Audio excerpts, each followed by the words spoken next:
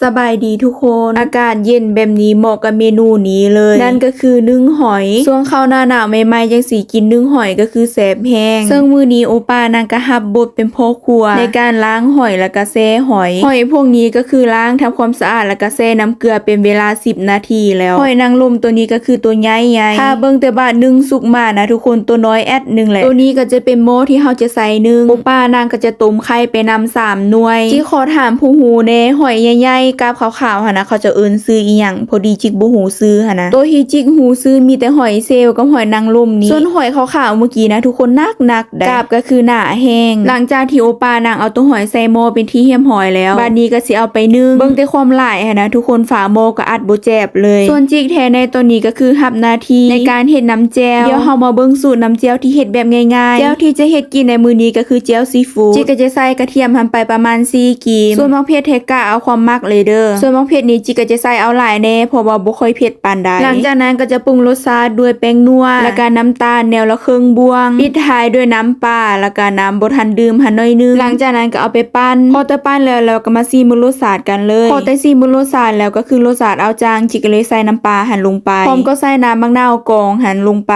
แล้วก็คนโคเลเข้ากันจังน้อยนึงหลังจากนั้นก็จะใส่น้ำมันงาหั่นลงไปกับมะงาคั่วจิกอยากบอกว่าสูตรแจ่วตัวนี้นะทุกคนแซ่บได้เฮ็ดกินกับปิงไส้ก็แซ่บคือกันเวลาที่ไปกินปิงไส้อยู่หานอาหารก็ได้ทุกคนจึงมาเฮ็ดแจ่วตัวนี้ล่ะไปกินนำหลังจากนั้นก็ตักใส่ถ้วยและแล้วแจ่วของเฮาก็เสร็จเป็นที่เหี่ยมหอยเป็นแนวใดหน้าตาทรงแซ่บบ่หลังจากที่เฮ็ดแจ่วหันเป็นที่เหี่ยมหอยแล้วจิกก็จะกะเกียมเฮ็ดตำกันเลยตำในมื้อนี้ก็คือตำมะฮุ่งคือเก่าเพราะว่ามะฮุ่งเฮาย่างเครื่องที่จะใส่ตำหันก็จะมีกระเทียมหันกีม1แล้วก็มะเขือดิบหัน2หน่วยแล้วก็มะเขือแห้งหัน7หน่วยแล้วก็กะปิน้ำปูส่วนอันว่าเครื่องปรุงหันแท้ก็จะมีแป้งนวลครึ่งบ้วงน้ำตาลหันครึ่งบ้วงที่ว่าให้เป็นบ้วงสดแกงได้ทุกคนหลังจากนั้นก็ต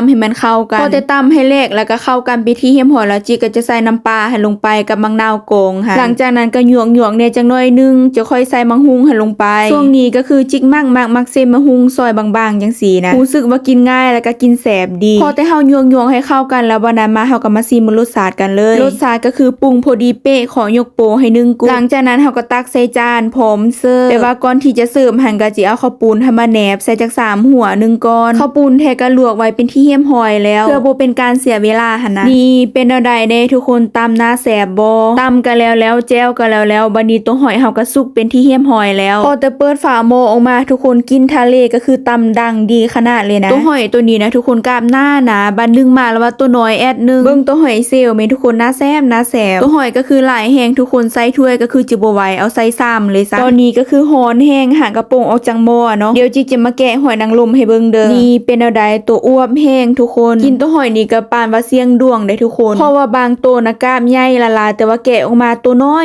โดยเฉพาะหอยนางรมกินตัวหอยก็ต้องกินกับผักกับจึงค่อยแซ่บผักกับในมื้อนี้ก็จะมีผักสลัดแล้วก็ใบงาแล้วก็จะมีผักแพรวกับหอมลาบแล้วก็มะเขือดิบหะนำส่วนแจ่วหันก็จะมีแจ่วซีฟู้ดแล้วก็แจ่วตัวนี้ก็จะเป็นแจ่วซัมจังส่วนแจ่วแดงๆนี่ก็จะเป็นแจ่วโคซูจังและจานสุดท้ายก็จะเป็นจานตำมะฮุ่งเพื่อบ่เป็นการเสียเวลาแล้วทุกคนมาเด้อกินข้าวนำกันตัวหอยนี่นะเฮ็ดพันกินกระแสบได้เดี๋ยวจิกจะเอาให้เบิ่งเด้ออันนี้ก็จะเป็นหอยกาบหนาๆตัวที่จิกว่าหั่นนะบ้านตัวหอยกิบกีกับตัวหอยกิบกวางบ้านเฮาเนาะนึ่งออกมากับตัวน้อยส่วนรสชาติแท้บ่ปานใดรสชาติหอยเซลกับหอยนางรมหันแสบก่อนส่วนตัวนี้ก็จะเป็นหอยนางรมให้โอปานางหันแกะให้เบิ่งหอยนางรมนะทุกคนกินดิบกับกินสุกตัวใดแสบก่อนสำหรับจิกแท้แม่นกินสุกหันแสบก่อนรู้สึกว่ากินง่ายแล้วก็กินนุ่มดีหั่นนะส่วนหอยเซลแท้ก็แซ่บคือการศีลก็คือหลายเบิ่งแต่โอปานางกินนะทุกคนนางมากได้กินผักกินพันจังซี่หั่นนะคือว่าแล้วเนาะเคยคนลาวซะอย่างเนาะส่วนนี้ก็จะเป็นคำที่จิกจะกินก็คือคำตาดอนแห้งทุกคนหรือว่าจะเอิ้นอีกอย่างนึงก็คือคำตาสวดหั่นนะพันใส่ผ้าห่มลาผักแพรวหอมๆแซ่บเข้ากันกินกับตำมะฮุ่งก็คือเข้ากัน